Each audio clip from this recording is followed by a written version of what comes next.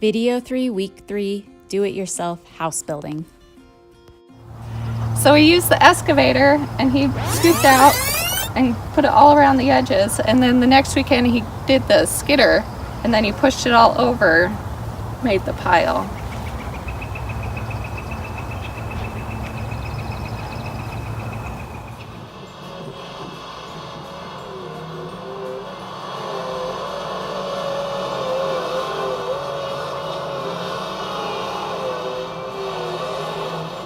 So this is our basement depth right here. We just got to clean up all this loose material. And then we marked out where our house is going to be. So here we got our straight edge on our house.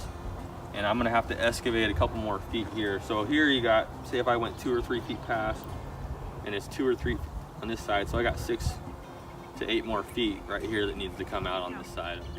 So this is about how high our house will be sitting.